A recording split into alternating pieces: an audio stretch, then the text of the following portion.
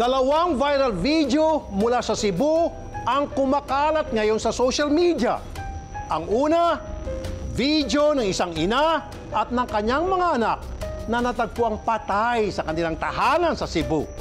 Habang sa sumunod na video, may kitang isang lalaki na kinuyog ng taong bayan. Sino-sino mga karakter sa video na ito? May kinalaman kaya sila sa isa't isa? Yan ang ating unang kwento ngayong gabi.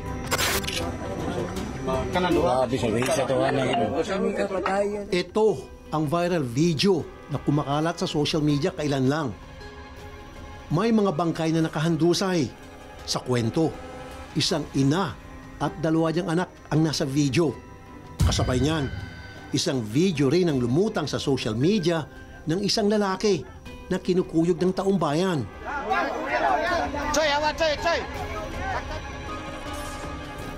Ano nga bang koneksyon ng dalawang bidyong ito na parehong nangyari sa Lutak, Naga City, Cebu Province?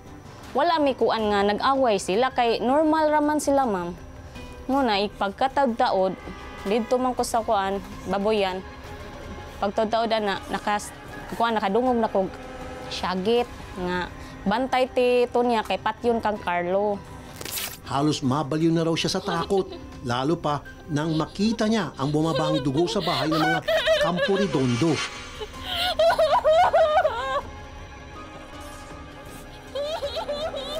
Tanan ako sa ilang silong, ma'am, nagbanaw namang dugo. Kanang si Inday o si ate, nag-ana.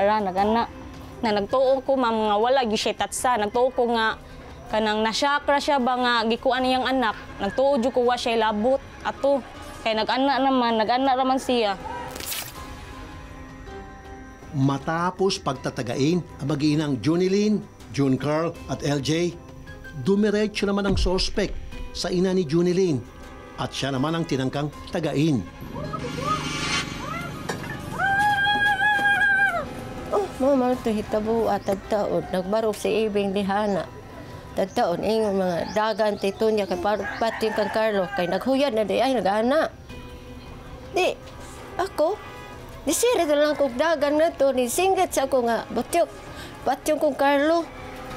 Mato, dagan ko nga to, suod ko nga ito ilamimay, ang masilingan.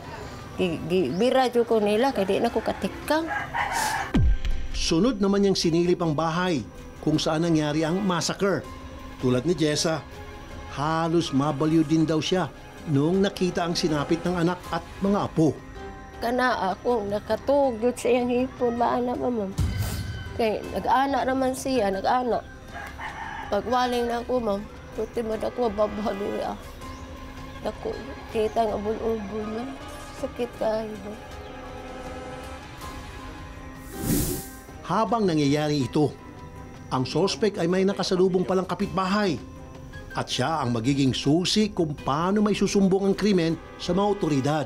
Diretso na ko alis kasi kita ko na si Carlo may dala na siyang itak at saka nakaduguan ha. Diretso na lang ako para tumawag ng barangay tanod para mag-responde yung tanod at saka tumawag ng pulis. Maraming netizen ang naawa sa karumaldumal na sinapit na mag-inang sina Junilyn, Giancarlo at LJ.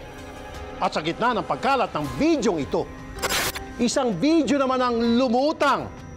Ang pagkuyog sa isang lalaki matapos makorner ng taong bayan. Siya na kaya ang suspect sa krimen?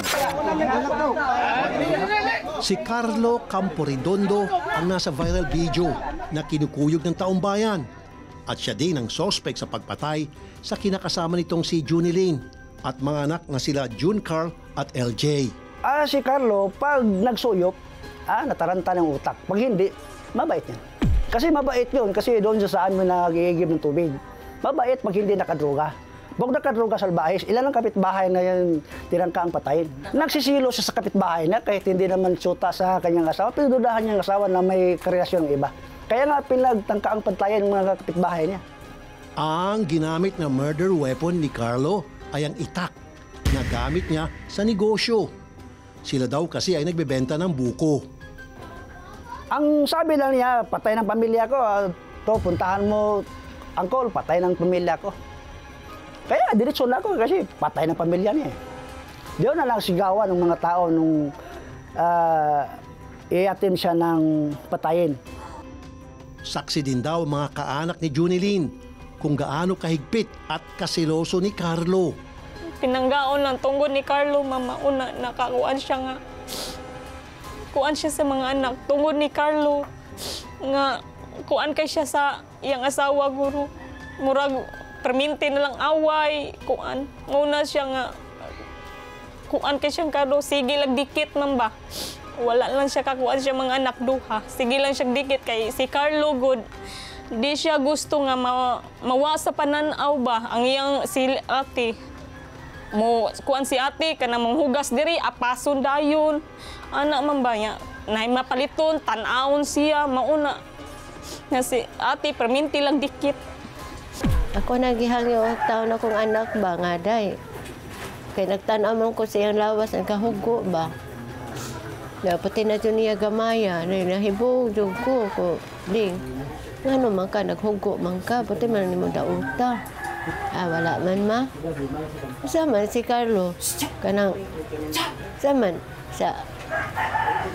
sige lang silag away, ana. Ako sige-inan, kung magsige mong away din, kadag ko na inyong mga anak, mauwaw ba na sila, ay na mo sige away-away.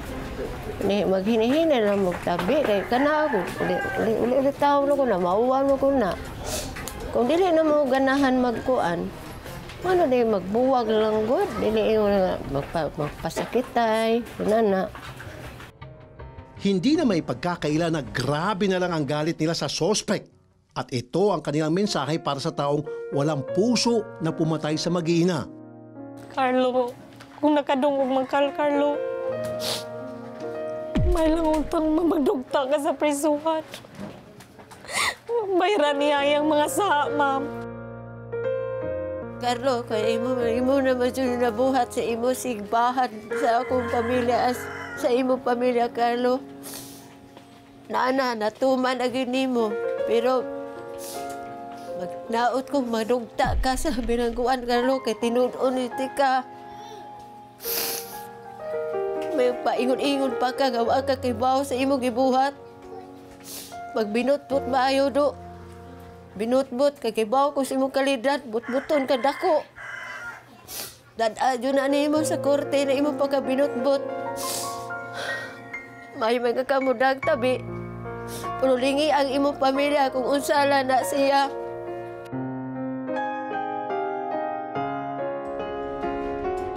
Napakahirap tanggapin ng taong akala mo ay mag-aalaga at magmamahal sa iyong mga pamilya, siya palang tatapos ng buhay ng mga ito. Mabuti na lang, may isang anak na nakaligtas sa krimen. Kumusta na kaya siya ngayon? Lalo pat wala ng kanyang ina at mga kapatid.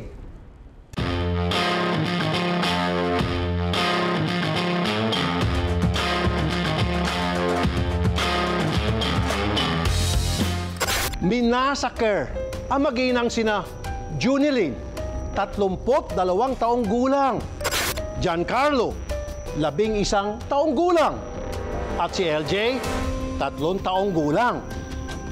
Kaya naman, nagpasama kami sa kapatid ng biktimang si Junilyn na si Jessa para makita ang pinangyarihan ng krimen.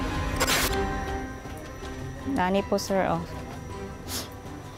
Dinhi po si John Carl, sir, kumain. Diri, naglingkod. Naglingkod siya diri. Nya. Tapos, si ate. Dito po si ate. Dito po si ate. At saka dito po si Inday. LG. Daming dugo. Nya, dito, ma'am. Dito ang dugo ni ate, ma'am. Dito. Dito. Abot-abot dito. Yung dugo. Grabe na lang ang paghihinagpis ng pamilya ni Junilyn dahil siya raw ay mabuting anak, kapatid at ina. Kuan siya, ma'am. Na siya pagkamaldita, ma'am. Pero pinangga kay mi, ma'am. Wala mi kaingon nga. Nag-away-away mi. Tubag ng tubag ayo. Kamitan na ma'am, muramig. Lambing kasi nako, ma'am. Mao na ni murag sakit kasi iya pagkuha. Sige na siya, mama, ang mga bata, makay.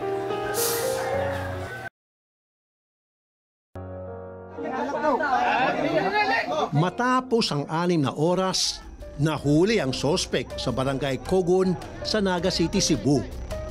Ayon sa pulisya, ang sospek ay nabaril sa kanyang tuhod dahil sinubukan pa nitong tumakas sa otoridad. Nahuli namin siya, ma'am, malapit lang sa barangay Kogon. Inarestuin sana siya, ma'am. Nang nakita na siya ng tropa namin, pinagsabihan siya na sumurinder lang. Pero hindi siya sumurinder, ma'am. Inatake na yung kasama namin, kaya napilitan yung kasama namin na i-paralyze siya. Nabaril sa paa habang tinutugis ng otoridad si Carlo. Subalit, ano ang nag-udyok kay Carlo para tapusin ang buhay ng kanyang asawa at mga anak? Nung araw ng krimen, swerteng nakaligtas ang isa pa sa mga anak ni Junilyn at Carlo na si JC dahil ito ay pumasok sa school. Sali ka na ako, ha? Pag si mama ni mo isang, pag dili na ato ka mama ni mo iligamay. Di jo ka katilaw na mo dong, bisag pagkusi. Dili jo dong. Bisag pagkagbuhok dong. Buhok sa imong di jo ka katilaw usay sakit sa akong kamo. Pinangga man kay ni ako mga apo, ma'am. Wala man dyan ni isela kuhan ako. Kami ay nag-abot na din ng kaunting tulong para sa naiwang pamilya nila Junilyn. Salamat kay ninyo, sir, ma'am, nga ningaregyon mo sa mo amua nga gikuan jud ninyo ang kuan sa akong magulang. Salamat jud kayo. Ug dako nga ni Sir Rapitor po nga gidala mo nila diri namo nga niduaw namo. Pertin salamat jud kaayo ninyo, ma'am, sir. Hinaut ta, sir, nga matabangan pa ni namo ninyo ang akong pagmangkon nga si JC sa iyang pag-eskwela, sa iyang future nga mo maabot. Tandaan, ang paggamit ng ipinagbabawal na gamot ay hindi lamang nakakasira ng sariling buhay. Ito ay kaya ding tumapos ng mga pangarap ng mga inosenteng kagaya na nangyari sa trahedyang ito.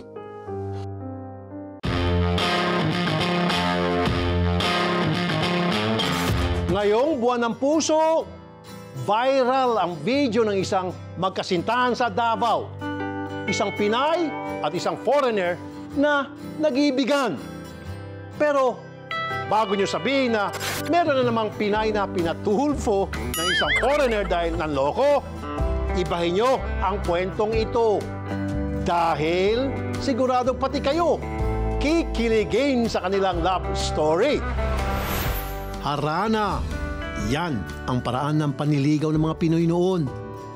Bago masungkit ang matamis na oo ng dalagang iniirog, dumadalaw ang binata sa tahanan ng dalaga upang mag-alay ng kanta kasabay ang saliw ng gitara. Pero dahil sa mabilis na pagbabagong dala ng teknolohiya, ang nauuso ngayon, dating site. At dito na nga nagkakilala ang ating mga bida na sina Charm at Ray. Nag-try ako ng dating site. Tapos nakilala ko siya doon. Kaso that time, hindi po siya available, hindi siya single. Meron siyang live-in partner. So, kaya ko siya tinanong, bakit ka nandito sa dating site? Sabi niya, naghahanap daw siya ng helper sa bid spacer niya na business. So, okay. So, kailangan ko din ng work. Sabi ko, baka pwede mo ako ma-hire, ganon. So, willing to help siya. Mula United Kingdom, dating site rin daw ang naging dahilan kung bakit bumisita at tuluyan ng nanirahan sa Pilipinas si Ray. I went through a bad divorce. I decided that I should enjoy myself a bit more. That's why I looked around and I saw a dating site, so I decided to come here for a visit for 1 month. Then I came back again 2 months later because I enjoyed it. I came back here to stay permanently in 2009. So that is 16 years ago. Nung una, tila mailap daw talaga ang pagkakataon para sa dalawa. Dahil ang planong pagkikita, hindi raw laging natutuloy. Bibigyan niya sana ako ng work. Hindi ako natuloy. Chat-chat lang kaming dalawa. Tapos, lagi siya nang i-invite na kung pwede ako maglinis, ganun. Hindi lagi natuloy. 2 taon din daw nawala ng komunikasyon ng dalawa hanggang sa muli silang pagtagpuin ng tadhana noong 2022. Bago nagka-COVID-19, nawala na yung komunikasyon namin. Tapos, 2022, bumalik yung communication namin. Si Ray, hindi na nagpatumpik-tumpik pa dahil kaagad nandigaw kay Charm.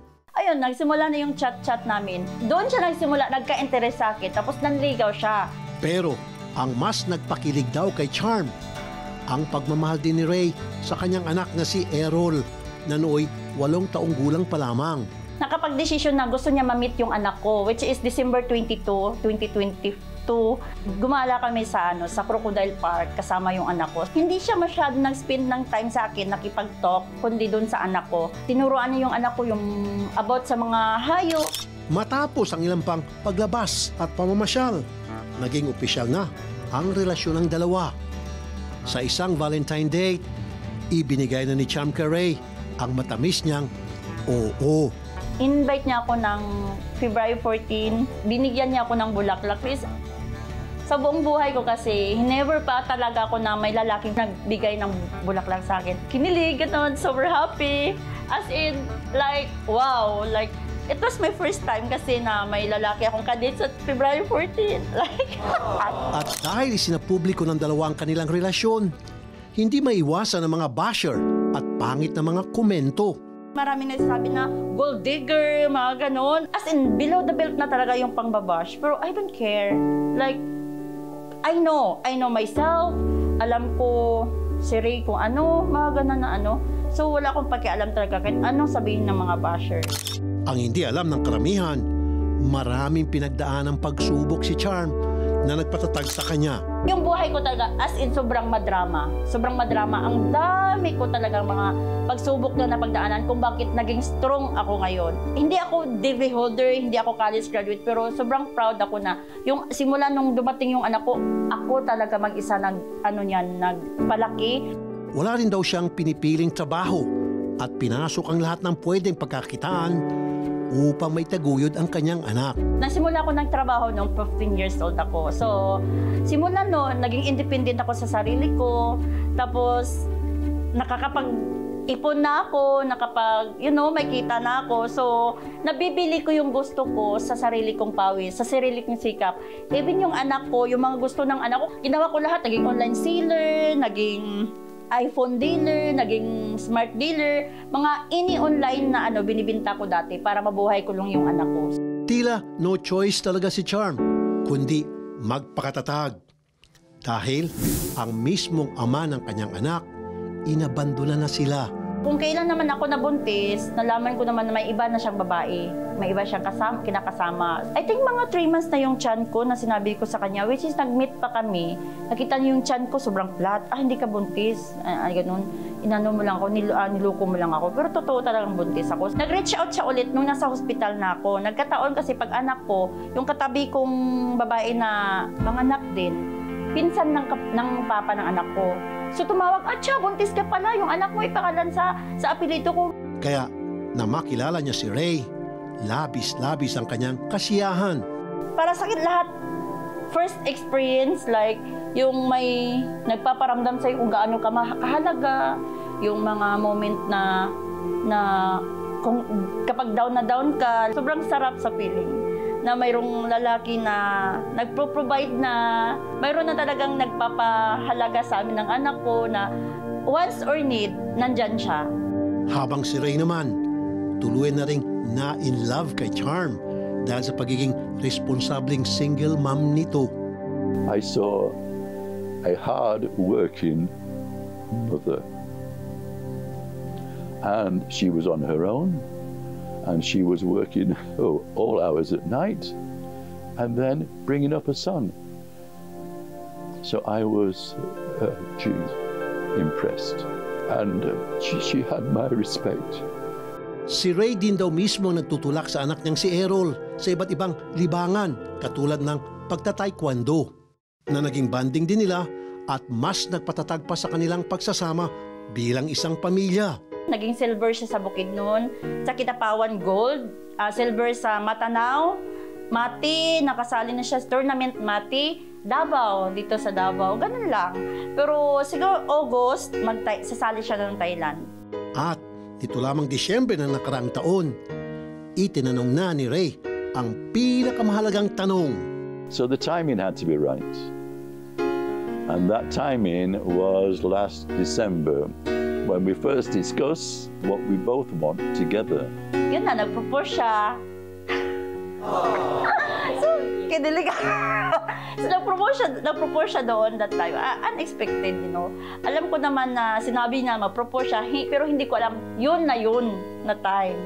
So, ayun, kinilig ako. Kasi nga, sino pa naman, di ba? Kasi first time ko na may ganong lalaki nag-propose sa'yo sa public, bumili sa'yo ng singsing. Imbitado kayong lahat sa papapatuloy ng love story ni na Charm and Ray sa pagbabalik ng kapatid mo.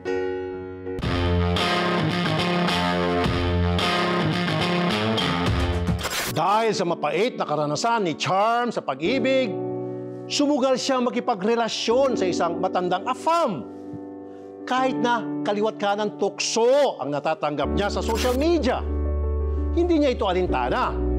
Dahil para kay Charm, tunay na pag-ibig ang binibigay sa kanya ni Ray. Siyempre, maraming basher, maraming ganyan sa relasyon namin, pero I don't care kasi nga para sa akin mas importante kasi yung kung paano si Ray sa amin, kung paano niya mahalin yung anak ko. Yan ang dahilan kung bakit masaya ako, kami ng anak ko. Hindi naman sa lahat ng bagay kasi siyempre yung mga relationship may pagdadaanan din naman, pero in general maganda yung pagsasama namin.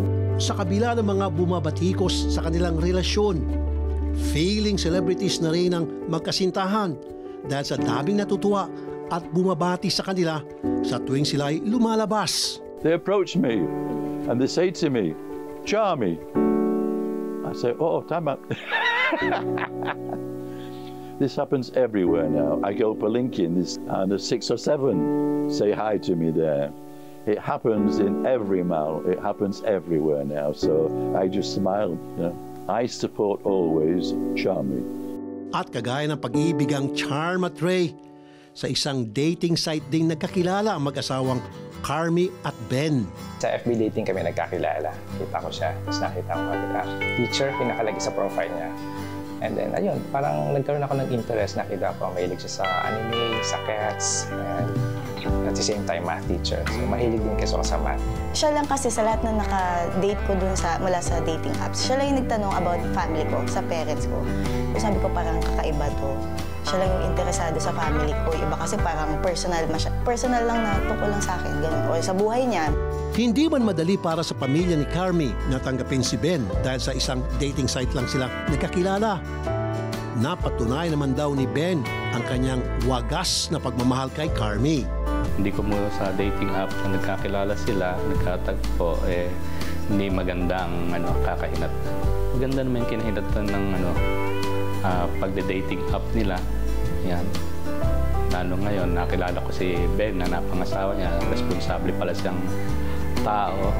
Kaya, ang pag-iibigang nagsimula sa dating site na mas pinagtibay ng coffee at road trip dates, tuluyan ng nauwi sa Dambana noong June 2023. Sa dating app naman kasi, ngayon pwede mo na talaga siyang video call. At the same time, ma-search mo yung profile. Tapos, pwede mo kayo mag-meet anytime. Sabi nga, di ba, love moves in mysterious ways. So, kung hindi man kayo normal na from friendship nagsimula. May other ways pa para makakilala ng partner mo. Hindi lang siya talaga nag-a-apply sa lahat ng tao. Kung hindi para sa yung dating app, pwede namang hindi siya ipilit. Hindi mo napapakinggan yung negative comments na iba kasi kayo naman dalawa yung magsasama, kayo naman dalawa yung mag-handle ng relationship. The world I searched for you. We traveled on when hope was gone to find a rendezvous. Habang ang lovebirds natin from Davao na sina Charm at Ray, pinag-uusapan pa raw kung kailan ang magiging kasal. Napag-usapan talaga namin, sabi ko sa kanya, hindi i-rush. Sabi ko, maybe 2026. Gusto ko yung simple lang. We would be looking something between September and December. Full support naman sa kanilang love story ang anak ni Charm na si Errol. Yung anak ko, ma'am, matured, mag-isip. Siguro talaga, ma'am, natanggap ng anak ko si Ray. Nakita ng anak kong paano si Ray sa kanya. Tinuturoan ni Ray yung anak ko sa mga natutunan ni Ray. Ini-educate sa mga hindi pa alam ng anak ko. Which is magkasundo sila talaga, ha? Lipay ko kay naanak ko yung papa ba? Stepdad, pero okay naman sa kuha. Okay lang sa kuha na kasal sila. Happy ko sila, ha? At dahil second anniversary ni na Charm at Ray noong February 14, sinagot na namin ang kanilang dinner date. At sinigurong mag-i-enjoy sila sa masasarap na pagkain at magandang view. Bibida, this is from Bago Kaibigan. Rafi. That's for you. Oh, this is a big surprise. Tapos, take muna. This is my heart. Usa diri malaki. So I give you my heart. Oh, wow. Thank you. Yaka. Thank you.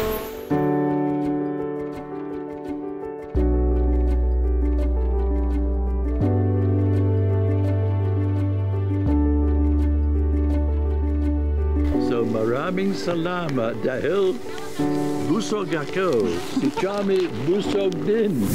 Thank you, kapatid mo, Idol Rafi Tulfo, sa opportunity na binigay mo sa amin na ma-air yung love story namin sa programa niyo po. Idol Rafi Tulfo, maraming salamat po. All the best para sa inyo, Charm at Ray. Sana, huwag kayong magpatulfo. Biro lang. Hindi po kasi lahat maswerte sa pag-ibig kagaya ni na Charm at Ray.